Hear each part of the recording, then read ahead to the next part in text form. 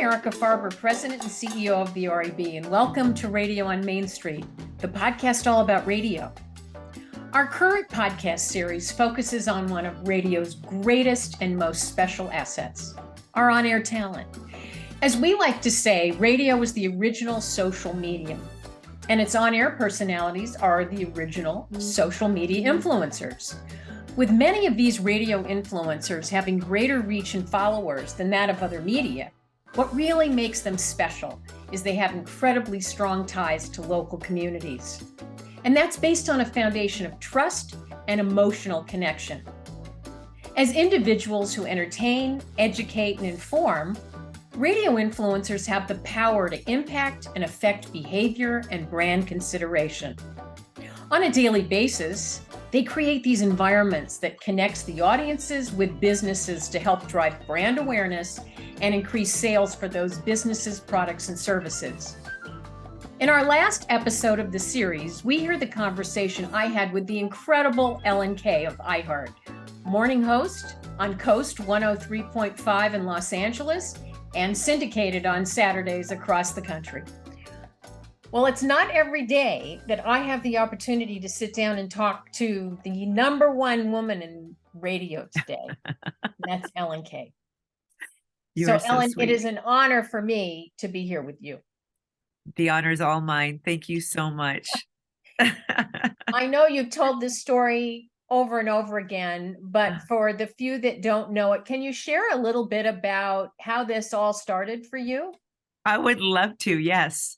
I was studying at Purdue and I was in some serious classes. I really dreamed of being a large animal veterinarian because I grew up in Indiana. We have farms everywhere.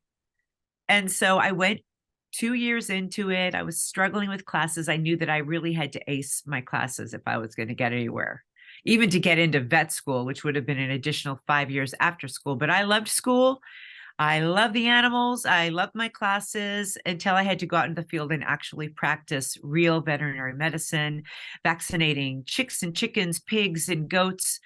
We had a farm. I went to Purdue. We had a farm outside of campus, and we would go there at all hours of the day in case of live births. And so it was my turn to assist in a baby calf being born. And I put on these big plastic gloves. They go all the way up, to here. And I went in there and knew what to do. We'd already trained on, like dummy cows. And I helped pull this beautiful baby out. And it was an emotional moment. I cried. And it was a cold winter day. I got back on the bus to go back to my dorm. And my arms were warm for like an hour and a half after that. Because it was, while I was in there, I had to also know what I was feeling. Sure. So they don't, they have you take your time. So my arms were warm and I called my dad, who was a professor at the school. And I said, Dad, I have to change majors. I don't think I can do this. And I'd also seen some, sick animals, and it's just an emotional job. So I wanted to do something fun. So my dad said, go find classes, take classes that are fun. And that's where I met radio in college. I went outside the campus to go to a commercial station, WXUS. We played rock, US 93. Right. And my first boss was a female, Carolyn Gracie. She hired me as an intern, and then she hired me for overnights, and I couldn't get enough. I have to tell you, I sat with every jock and every day part, absorbing everything. So the time came when our midday person, who was Carolyn, was sick, and she said, you know what to do? You're doing the lunch hour. It's the countdown. So it was vinyl at the time. That dates me, but I felt confident. I went in and had a blast, and she gave me a full-time job. So I finished school with full-time radio and full-time school, just kind of juggling that. And at home. I mean, that's amazing. You just got the first job that you went after. Well, yeah, I think there's a key to that too, because I see it here, even today at iHeart. You can always spot the ones who love it, right? And the ones who really want to learn and can't get enough. We're so lucky. We have so many great incoming people, and those who want to be on the air. You always sense it, that this is something they really want to do and really love. And, you also take all the jobs, all the overnights and the weekends and the standby and, all of that. Do So what you have to do. that's what I did. And I'm so happy that I did do it. We also had a really fun, the people there too. It was just a really fun crew. It was a small rock station. We were in a mall and we became family. I don't know, it was meant to be, I think. So how did you get to Los Angeles? So I completed school, I kept that job, and then I looked for bigger pastures, and I got a job in Indianapolis, which to me was the big city, but it was part-time overnight. So I also got a second radio job middays in Columbus, Indiana. So I would just drive back and forth. Oh, wow. And it was, And were you using the same name on both stations? I was Ellen Thomas, because my maiden name's Tho. So it was Ellen Thomas. We just went to something that was easier to pronounce. And yeah, I did. It was AM radio for the middays and then overnights on FM in Indianapolis. And I would, again, after I'd worked a 6-hour shift, whenever I could, I'd hang out and help the morning show. And I would print things for them. I'd run and go get them coffee. I'd hang out, just watch. I would just watch. In fact, when I started here at KOST, I called Elvis Duran. I said, I'm going to come watch, because I'm going to be doing this on my own now. And I already knew how to do things on the Seacrest show, but I really wanted to see, Elvis, how do you do it? How do you do it? Right. And I was going to be in New York anyway. So I watched Elvis, I did it with Ryan for many, many years, Rick Dees before that. So it's just one of those things, you can learn so much by just being in a studio. Absolutely. But then, being a co-host with two very prominent air personalities, if you will. Yeah. And now you are literally the first lady of Los Angeles radio, and you're just killing it. Oh, thank you. It makes me emotional. I mean, I had really great training ground, right? Rick Dees, he hired me from San Francisco. I was doing a midday show there and I auditioned, I sent tapes. I met his producer at the time, Jack Silver, at a party. And he said, well, we're looking for someone, come down, audition. And I think I did the weather with Rick and had some laughs. And I didn't get the job right away. There's some time before they could fill it, but I put myself out there for sure. And then when I came to LA, it was just learn as you go. Get in the pool and swim. I was a competitive swimmer. So it's the same thing. When I used to teach swimming lessons, they would say, some kids would say, just put me in there. I'll figure it out. And I never liked that, but that's kind of what I liken it to. So talk about your show. What makes it different? What do you think about when you're on the air? I'm so happy you asked that question, because I was asked that question by so many male executives before I started. What is your show going to be about? What are you going to call it? What are you going to do? I had some things in mind. You're going to do it all by yourself? Right. Are you going to need a lot of assistance? And the answer is yes. But I wanted to have a purpose-driven show that would enhance people's lives. I wanted it to be fun. I wanted to be able to give away money or trips or both. I wanted it to be like what I did in San Diego at B100. Our tagline, our slogan for the station is music, money, and fun. And I've always thought that's a great combination. I'm coming over to this great station, KOST, and I want to have a lively, fun show. I love connecting with listeners live. And so that's what we set out to do. But I also wanted to be able to do something for people. So we started doing our show in the lobby of Children's Hospital so that we could, raise money for the hospital. That was after my son broke his arm. We did meaningful makeovers for cancer survivors. My mother passed from cancer. So we teamed up with a cosmetic company. She named a lipstick after my mother. And we would take patients in the midst of chemo and give them makeovers. And it feels so good to be able to use a radio show to give that, I think from there on, that remained our sole purpose is just to give. We love the community that we built and that was already existing with KOST. And we've syndicated now our Saturday show with my partner, my co-host Ryan Mano, and we built a family, and I think that that's what it takes. It really does. I've been so lucky to work in family style environments. I grew up in a big family. Rick D's show was like a family. Seacrest, we lived across the street, family. And so now I feel like I have my own family, or at least a family with my name on it. Well, I have a feeling that, it's not always like that. And I think obviously you have a lot to do with making that culture feel like a family. Well, thanks for saying that.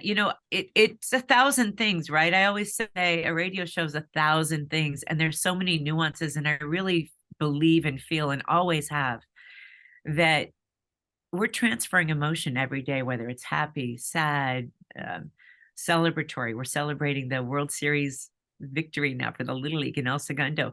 It's so many shared emotions. And I can remember talking to Seacrest. I went on a show to promote my show about a year in. I said, I've never cried more than I have on KOST. And it's tears of joy, but also just sharing lives with other people. And I feel like I've been given the freedom to do that with the family I have here, and with this format, and with this show. And so, yeah, I don't know if it's a woman man thing. I felt like, we did that with the D show and with Seacrest as well. But I feel like maybe being a mother and a wife, I might have obviously a different approach to things, or a different observation, Well, you certainly about have an things. amazing connection with your listeners. Oh, thank you. I love them. Well, they love you. And there's so many great stories, but I'm sure, can you share a story or two about a connection you've had with your listener and how you have felt that connection so strongly? Yes, and this one goes way back to 1990 when I first began with Rick Dees. We had this listener who would always call. His name is John, and we went with John through him getting engaged, getting married. Fast forward years later, I'm on with Seacrest. He's still calling. He's still a KISS listener. He's following. Ellen, I've been with you since Rick Dees. I love to hear that, because then I feel like I'm growing in their lives. We're growing together. I mean, I've given birth. My son's now 21. And so this guy called us when I started KOST, and he said, I haven't talked to you for a while. I just want to let you know that I had a daughter, and I named her Ellen, because we've been Oh, through so much together. I was like, are you kidding me? No, you didn't. It must have been your sister's name or something like that. Maybe it was. I don't know. But that just made me feel so even more connected to, some of these listeners who through the years have grown up with me, or we've done it together. I always ask when they say, I grew up listening to you, because I get that a lot. And at first I'm like, oh gosh, wow, is that harsh? But I take it as a compliment. I just say, I hope I raised you well. yeah, but Were you there's in a also car a whole seat or new driving? generation of listeners that have found you and have connected with you as well. Yeah, I was talking to Bob Pittman about this. I said, Bob, I get these callers, people who are now women, they're adult women who have children. Their children are in the car seat, and they were in the car seat. And Yeah. so radio does that in such a beautiful way. We're a live connection. We're the only way where you could literally call in, you can text in, you can, talk back to us on the app, and you're in our studio. And where else can you do that? So I was telling Bob this story about, I just get so many calls like that. I would listen to you growing up, or I was on my way to high school every day. And that connection, I think, is just irreplaceable. You can't duplicate it on any other medium. Well, It's as you're just a that. storyteller, it sounds like your listeners are sharing their stories with you as well. Oh, I love their stories best of all. Some of the stuff, we look at each other after we hear from, different people. You cannot write this stuff. It's like, some are sitcoms, some are tragedies, but reality is there's nothing like it. Yeah. You mentioned they're connecting with you in so many different ways. Um, how has social media changed what you do? I think it's made us closer and more connected, because now we just go live. We can go live on Instagram and Facebook. we're right there. We're getting live questions. They can see in the studio. I never walked in a radio studio until I was in college. I think I was 19. And so we can bring them in and show them how this all works. And we have our tripods and all of our lighting, and each one of us on this show, on the Ellen K Morning Show, is so different. My co-host producer Ryan is single. He's going to move in with his girlfriend. My producer Darlene has 3 children. She has a daughter with Down syndrome. She commutes every day. Nick Pagliocchini, he's our traffic guy. He's very much part of the show, and he's gay and married to his partner of 10 years, Brian. And so I love that we all live in different places and we all have different lifestyles, and we come together as a family. And so we can give our listeners different viewpoints and experiences from our different lifestyles. And that was another thing that I loved about building this KOST family, is that we're all so different, but we're all like-minded. Yes. And in addition to your listeners, I'm going to use a dated word. I was going to say Rolodex, and people are listening. Yeah. What's a Rolodex? But you have quite an extensive Rolodex, because the list of artists and well-known people that just happen to drop in on your show are incredible. No, thank you. I have to tell you, and remember this, it's been 30 years. So Taylor Swift, the Jonas Brothers, Justin Bieber, Selena Gomez, they were kids. And so it's been so great to see them grow up. Miley Cyrus. But then again, there are the Lionel Richies. My first day on KOST 8 years ago, he sent a giant bouquet of flowers and champagne and a note. Lady Gaga, and then there's Chris Martin, and in all of these big artists that we play now, Sam Smith, are all artists that I feel like, wow, we kind of started this journey together, some of us. And so it's fun to see them grow and to stay connected and keep reconnecting. I mean, Ed Sheeran, I can't believe it. Now he's got the kids, and it's, it's things like that. It's beautiful. But it also shows how important radio still is to their careers as well. Oh yeah. I think that they are so appreciative, and we get the best artists coming through here, Gwen Stefani, and just, I don't know. That's the thing about, I've voiced a lot of like different awards shows. And so I'll watch the red carpets, right? And when I see a musical red carpet, like the Grammys or, the iHeartRadio Music Awards, there's just a different feeling. And I don't know if it's because I just feel closer to the music and the musical artists, but there's a warmth in the music community. And you probably, this, that I don't think exists anywhere else. I think that music is a happy thing. It's a bonding thing. And so are movies and TV shows, but I think there's just something about the musicality that brings people closer together than in other industries. And then we're so lucky that we're here on radio. We can break their songs and have them come and tell a story and do it live and take live fan questions and, hear their stories. It's great. It's wonderful. So being this successful show also means that advertisers love being associated with you and your brand.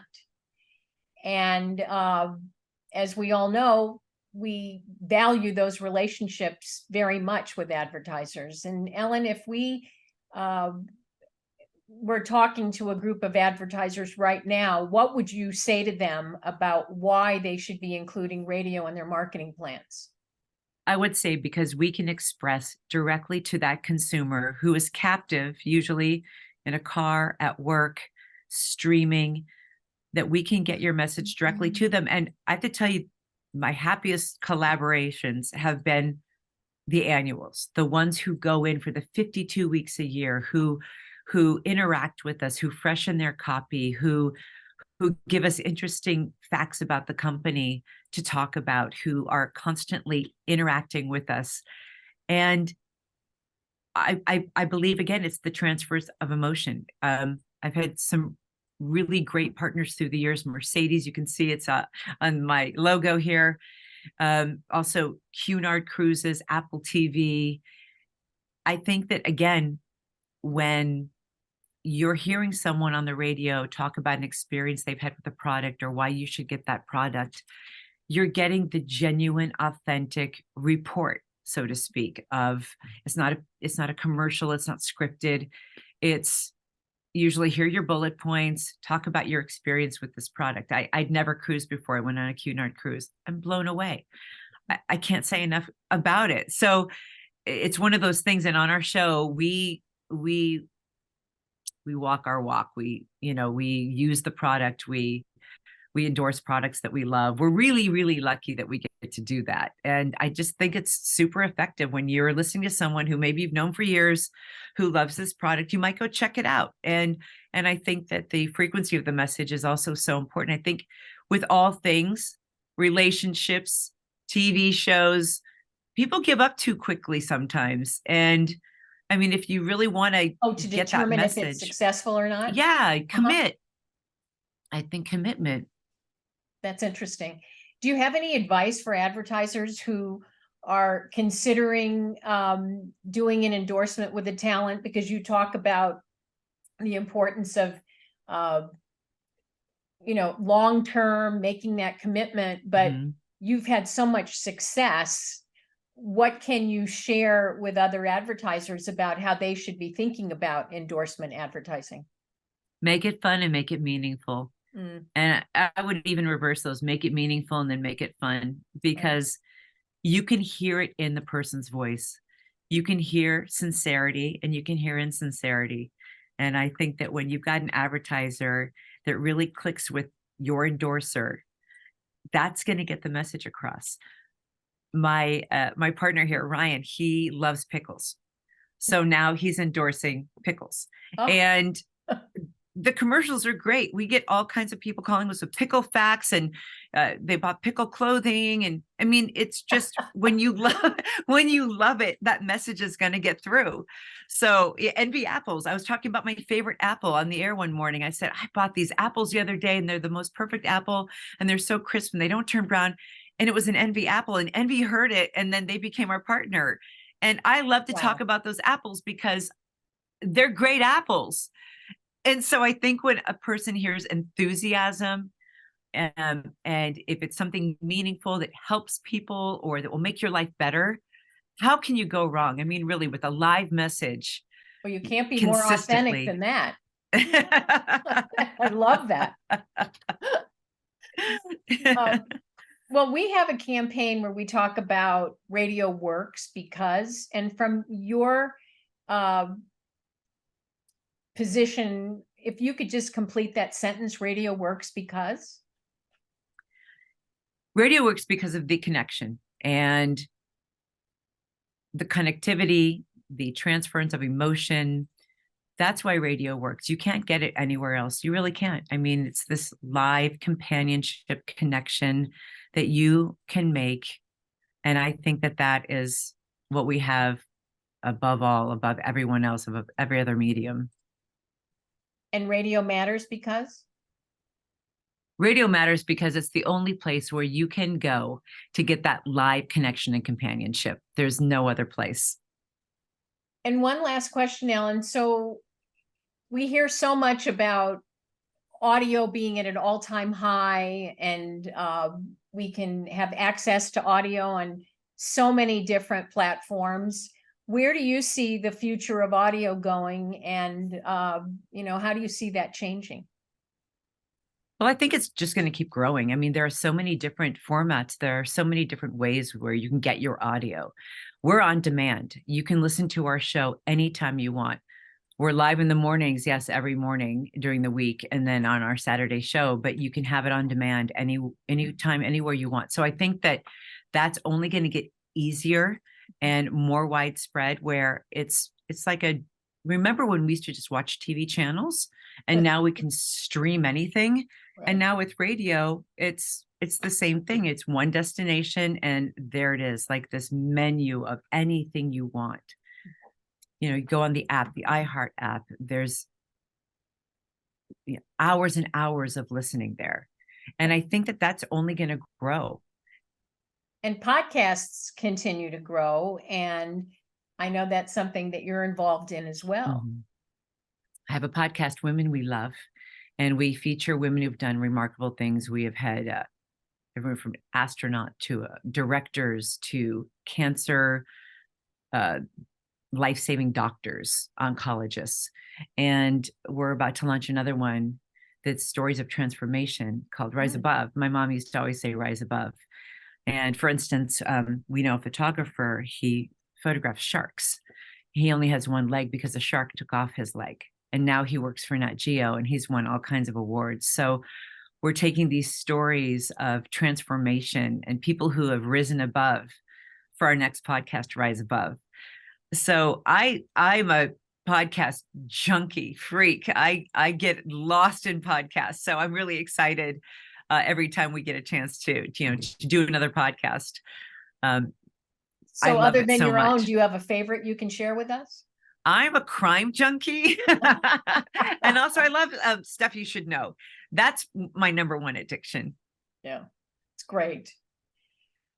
Well, I can't close without asking, you were going to start out as a veterinarian. How many animals do you have? I had 3 dogs. We just lost one. Oh, yeah, she was a Chihuahua. She got old, but she lived a long, beautiful life. And then I have a Puggle and Australian Shepherd, but I still am so drawn to animals. My dad lives in Colorado and he has bears and deer, and there are wild horses, out his back door. So I get my fill of large animals there, but now I just don't have to birth any of them. So that's nice. Well, the animal's loss is certainly radio's gain, and we are so thrilled that you chose radio. Thank you. You are so nice. You are so supportive, and I love being on this podcast with you. Thank you. Thank you so much for having me. With an incredible career supporting not one, but 2 very well-known radio hosts, for the last 8 years, Ellen Kay has been waking up Los Angeles with her own supporting cast. Her show is purpose-based, with a focus on making sure that she enhances people's lives. And as she said, it feels so good to be able to use a radio show to give love to the community that the show has built and continues to grow. She's transferring emotion every day and is a true live connection with her listeners. If you'd like to learn more about radio and its many benefits, we invite you to visit us at rab.com, or you can email us directly at askrab@rab.com. Until next time, it's Radio on Main Street.